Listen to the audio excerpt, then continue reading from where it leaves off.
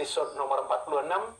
Di luar dugaan saya, setelah saya mengirim undangan kepada Ketua Umum PSSI Pak Erick Thohir beberapa waktu yang lalu melalui stafnya, tapi hari ini hari yang sangat bersejarah bagi bola Bung Binder. Karena Ketua Umum PSSI, orang nomor 1 di PSSI, Bapak Erick Thohir mau datang menerima undangan, datang ke studio bola Bung Binder. Bagi saya ini masih seperti mimpi, Pak. Welcome. Kok bisa Bapak menerima undangan saya? Saya nggak pernah menyangka Anda mau duduk di sebelah saya, yang saya hanya seorang pengamat biasa. Tapi Anda sampai mau datang ke studio saya. Ya, pertanyaannya justru dibalik. Kenapa kok, ya kan, saya juga mau datang ke sini. Nah, itu masih jadi pertanyaan, ya kan. Nah, saya jawab ya. Oke, silakan Pak. Karena gini, saya itu sangat apresiasi kepada semua pengamat. Karena tidak mungkin bola ini dibangun tanpa pengamat. Oke. Tapi respek saya kepada pengamat itu juga tentu ada ukurannya. Oke. Nah, saya melihat ya Bung Binder itu pengamat yang saya nilai fair. Saatnya mengkritik. Saatnya mengapresiasi, itu value yang saya lihat. Karena kenapa? Kita ini kan era demokrasi, bebas. Yang namanya kritik apa itu harus. Kalau enggak, yang namanya pujian itu kalau saya melihat itu racun. Oke. Kalau kritik itu obat. Tetapi yang selalu saya bilang, kritik sama bully itu beda. Oh iya. Karena kenapa? Kalau sebuah bully atau sebuah pemaksaan sebuah pemikiran yang destruktif itu yang saya tolak. Oke. Karena itu yang akan menghancurkan kita semua gitu. Betul. Kita itu membangun sesuatu itu nggak boleh dengan mata tertutup. Justru dengan hati terbuka, pikiran terbuka, dan mata terbuka.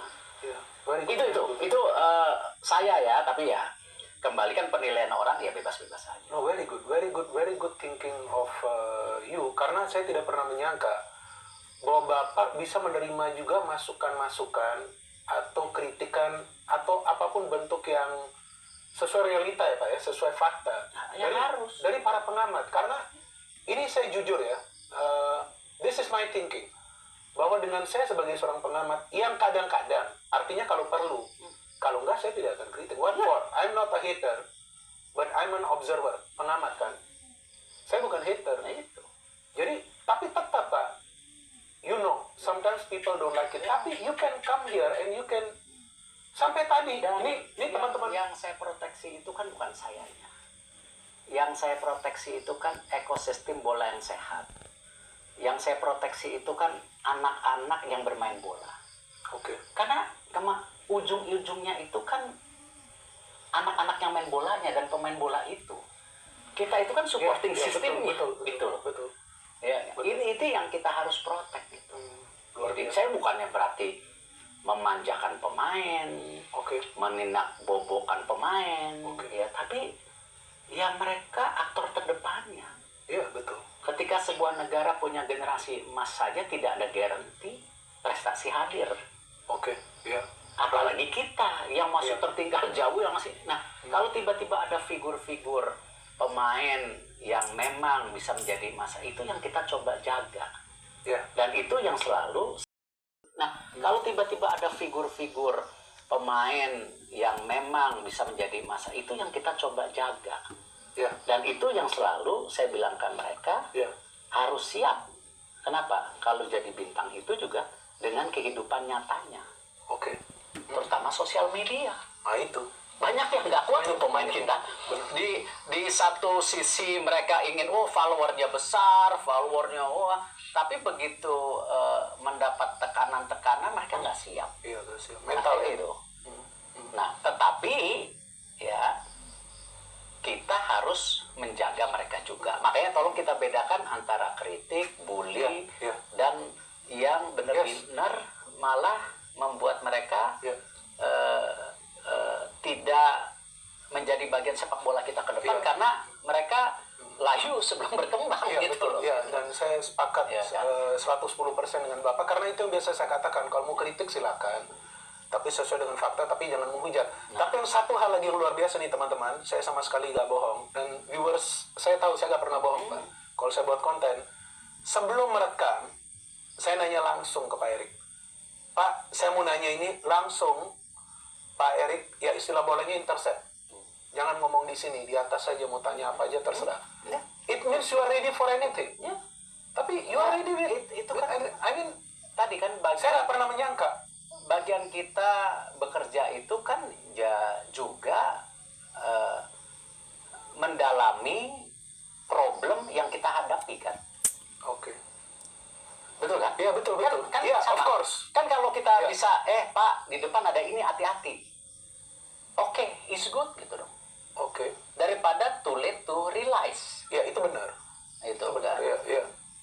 Itu yang saya melihat, ya segala masukan buat saya is oke gitu. Luar biasa. Tapi ya kembali, saya boleh dong sampaikan juga beberapa prinsip saya. Of course. Ya. Yang selalu saya bilang, saya mendapat amanah. Ya, berikan kesempatan saya bekerja. Tapi bukan berarti saya menutup telinga, mata, dan hati saya gitu.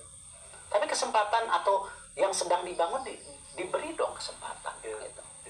Seperti saya memberi kesempatan semua orang yang bekerja atau berinteraksi dengan saya. Oke. Itu yang kita harus fair gitu. Ada koreksi, ada it's part of the. Oke, ini terkait dengan apa yang baru saja Bapak katakan. I wanna ask you, dan ini sebenarnya saya ingin nanyakan pada saat pertama saya undang, tapi Bapak memang belum bisa datang. Bapak sudah menjadi ketua PSSI untuk lebih dari 2 tahun. Kalau nggak salah nih berapa bulan lagi nanti 2,5 tahun. Ya.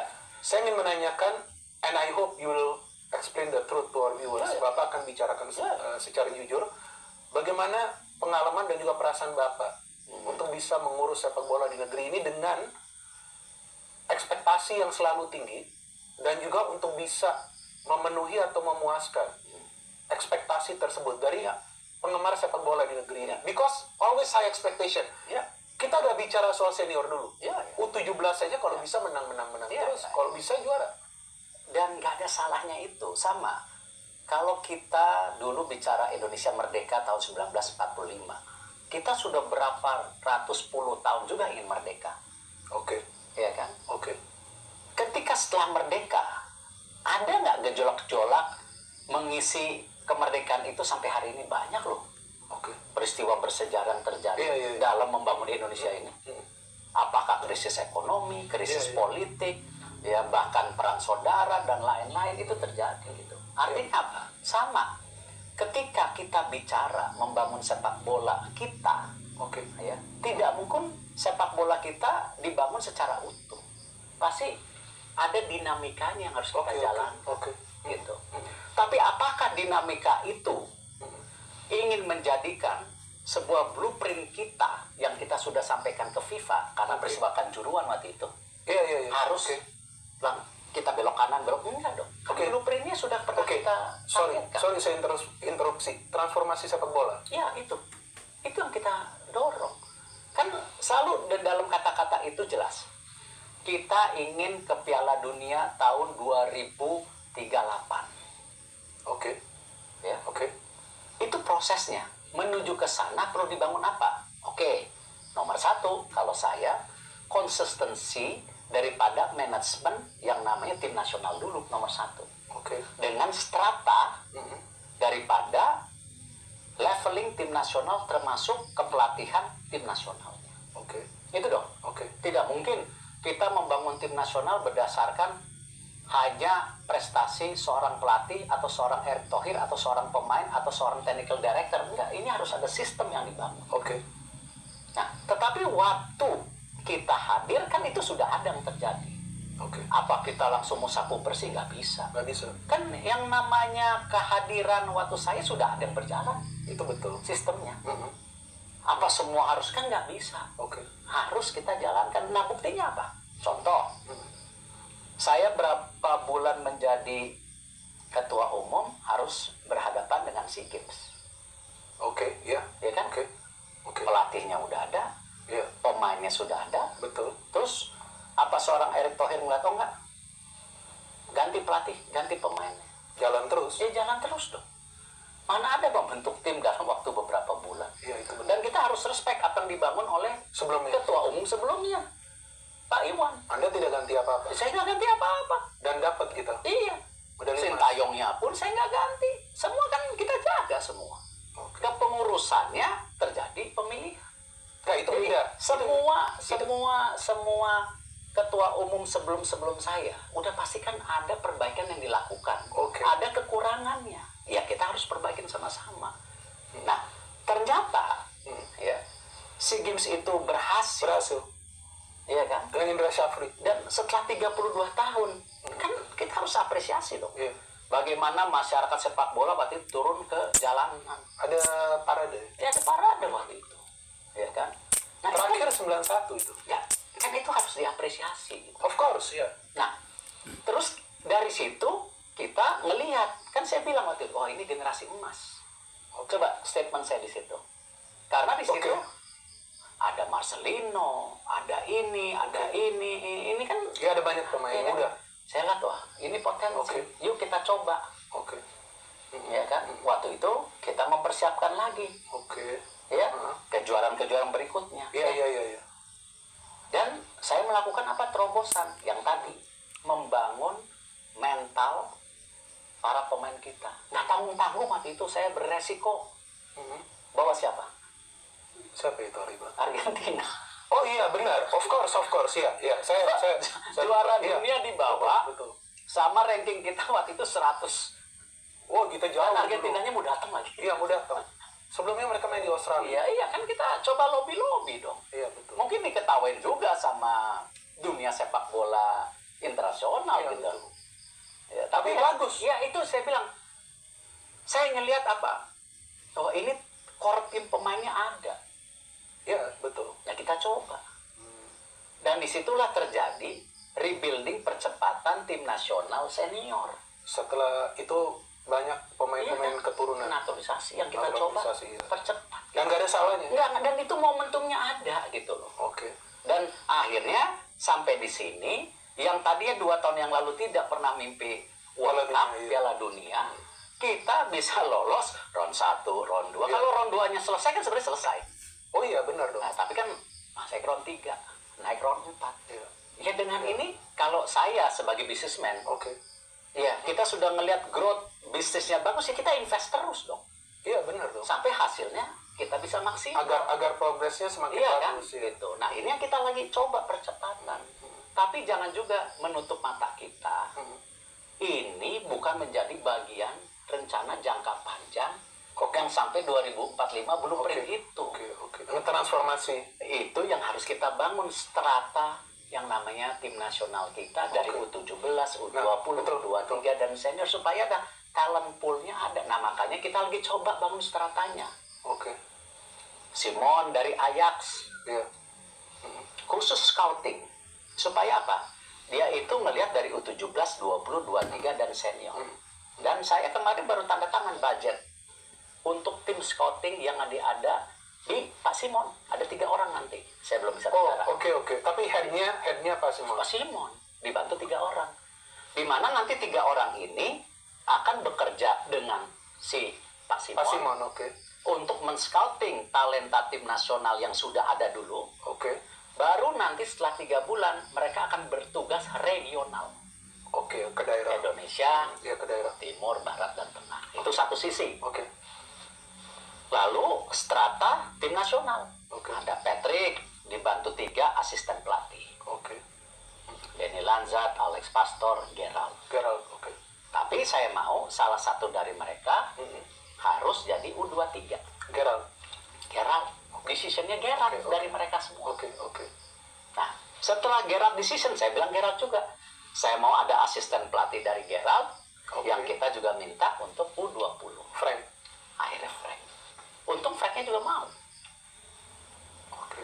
Nah, Coach Nova, U17. oh, kita ganti. Kan enggak dong. Enggak diganti. Enggak bisa. Ya, saya juga kaget Bapak bilang ganti. Masa gara-gara itu karena ini ada strata, kita ganti. Enggak, kan tetap dipertahankan. Iya, tapi saya kaget juga Bapak bilang ganti. Nanti kita buat Coach Nova untuk berikutnya supaya bagian dari apakah Coach Frank, Coach Gerald, Coach Patrick, dan tempatnya Coach Nova diisi sama dia pelatih yang Coach Nova nilai baik, tapi didesain oleh seluruh pelatih supaya kompak.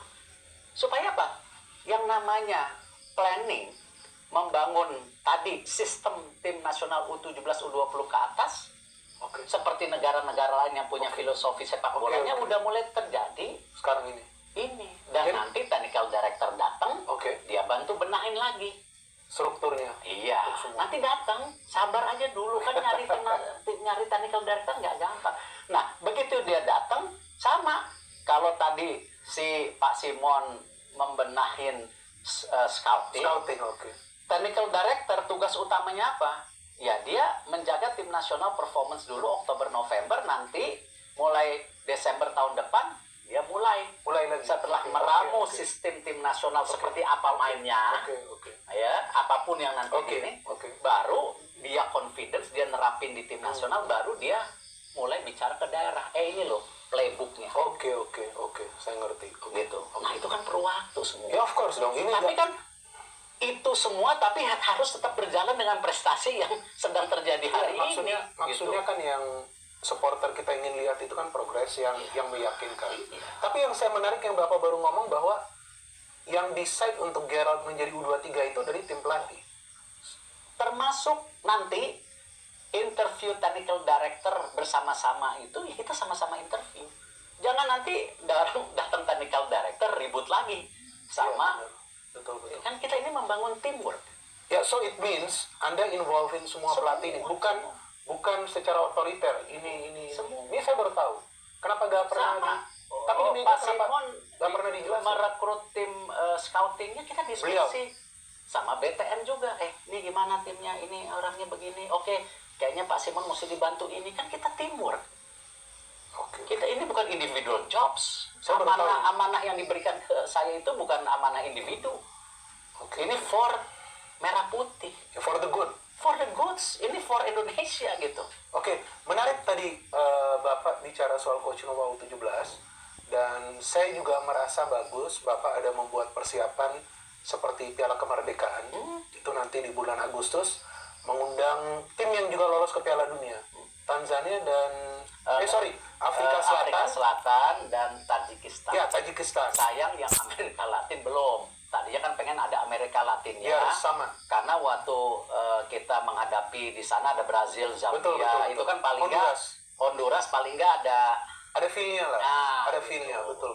Itu jadi artinya kan dari segi persiapan Bapak sudah mempersiapkan tim ini agar nanti di Piala Dunia ini bisa bermain kompetitif. Kan udah TC sebulan. Betul, sekarang ini. Habis itu uji coba.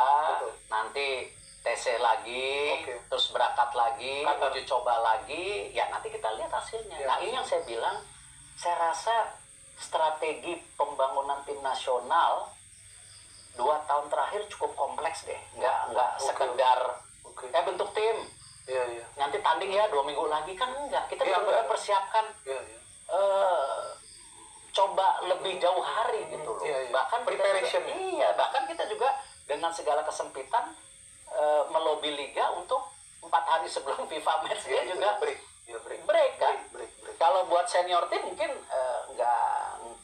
agak tetap nggak gampang karena dengan banyaknya pemain kita yang main di Eropa mungkin masih 15 ya. Untuk Oktober saja Liga Eropa baru selesai tanggal 5 ya. Udah itu tapi tanggal 8 ya. Seperti dekat-dekat sama Australia lagi ketemu latihan terusnya besoknya tanding.